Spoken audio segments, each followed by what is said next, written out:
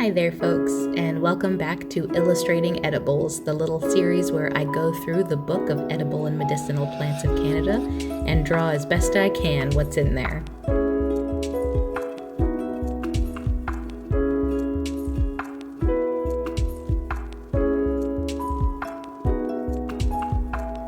So we're in the depths of winter here in Ontario right now, so I had the urge to draw and look at leafy trees that have life in them. So this long boy is actually probably something every Ontarian, every Canadian has seen, even if they don't know its name. So this is the Trembling Aspen, and it's a really neat tree.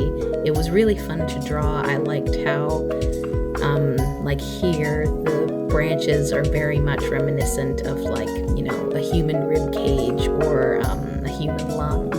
And I actually remember hearing somewhere, or it was probably some sort of artistic photo with no credit on Pinterest somewhere, that had trees looking exactly like human lungs because if you didn't know, trees do provide the oxygen we breathe.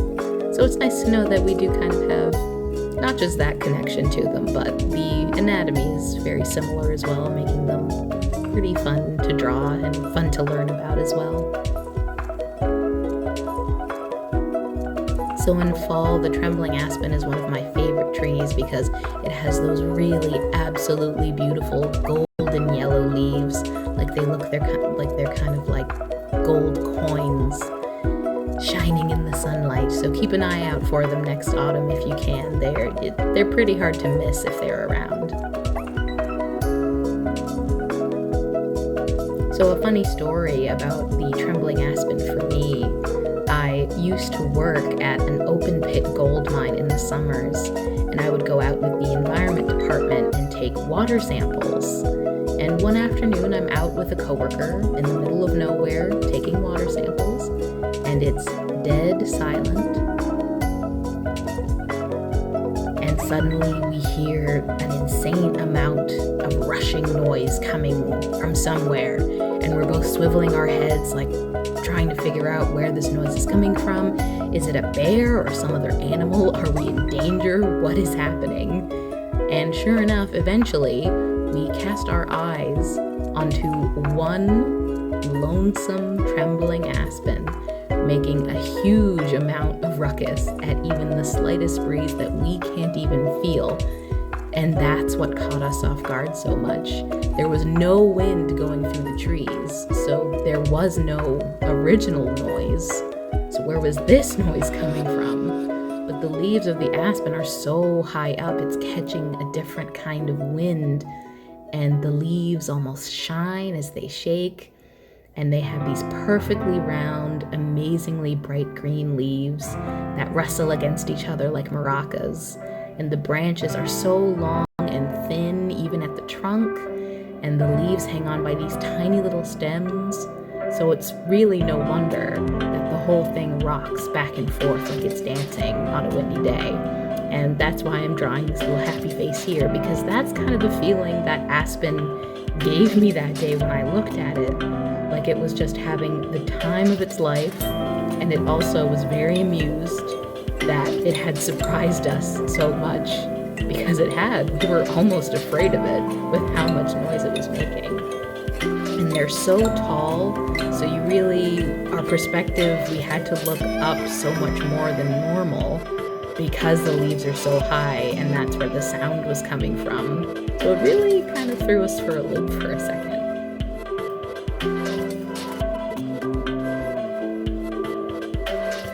And something I've been enjoying with watercolor and my Tombow brush pens as watercolor is that it is pretty forgiving. I'm not going to do the colors on this tree justice, just a disclaimer. But the watercolor is very forgiving in how you can still kind of have fun and experiment, but still have the product come out looking very nice, something that, you're not too ashamed to show off, and it looks just kind of stylized and artistic. And of course, there are people much more talented and hardworking than I that can make these beautiful watercolor pictures. And of course, it's real watercolor as well. But that's not to say that you can't make beautiful things with this kind of watercolor either. It's just been nice sort of delving into this more creative side of myself, not having to spend a lot of money or even a lot of time. It really is just about experimenting and having fun, and that's something that I never knew art could be, just because I'd never really experienced it that way. So I am grateful that I have the time and the energy to just kind of experiment with stuff like this. And I do love trees and nature so much, so it's also kind of helping me get in touch with that part of my life as well.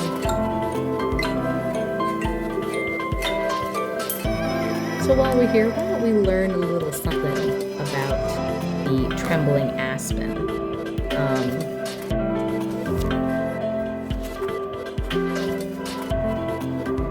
Here we go. So the Trembling Aspen is actually a member of the willow family, and if you look them up, you can kind of see that relation. It's like as if a willow just kind of, grew really tall and just kind of kept its stuff close by.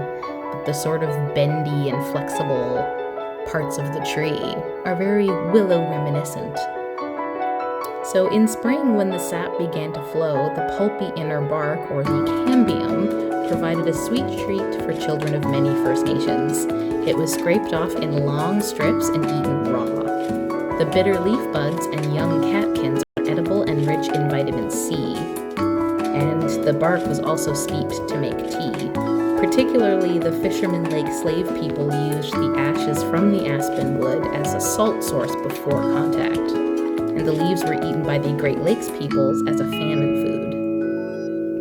Bark tea has been used to treat skin problems, intermittent fevers, urinary tract infections, jaundice, debility, and diarrhea, and to kill parasitic worms. Some tribes believed that the bark had to be collected by stripping it downward from the tree, otherwise the patient would vomit it out. And you have to realize that they would only know that through trial and error. So I am grateful for the times I live in, even though they're not perfect, if only because I'm not vomiting out bark tea. The leaves and inner bark contain salicin, a compound similar to aspirin, which relieves pain, fever, and inflammation. Syrup made from the inner bark was taken as a spring tonic and a cough medicine. Aspen trunks were used occasionally as teepee poles. The light, odorless wood shreds and splits easily, so it has been used to make paddles, bowls, wooden matches, vegetable crates, wallboard, and excelsior for packing.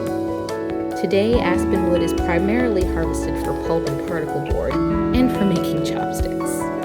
These are the modern priorities. Because it does not splinter, it is a preferred wood for sauna, benches, and playground equipment. The wood is also used to smoke fish and meat. And aspen is an attractive, fast-growing tree, but it is seldom used in landscaping because it is susceptible to many diseases and insects, and its spreading root system tends to invade sewers, yards, and drain pipes. In spring, when the bark can be slid from the branches, short sections can be used to make toy whistles. And this trembling aspen grows in dry to moist forests, openings in disturbed sites, including burned areas, in all provinces and territories.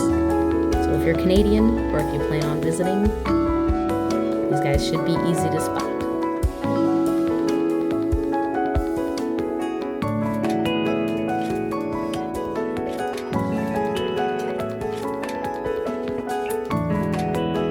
I do debate occasionally if I should fine line things. I do kind of like the look of just the watercolor, but there's also something more definitive about fine lining. I debate this with myself often. The consensus usually is to fine line. I think the problem is because I don't know how to fine line, so maybe that's something else I need to practice.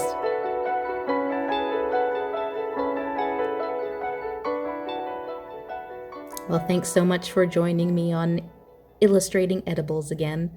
I hope you learned something. I hope you'll go out and recognize a trembling aspen when you see it. I hope it dances for you. Thanks so much for watching, and I'll see you all next time.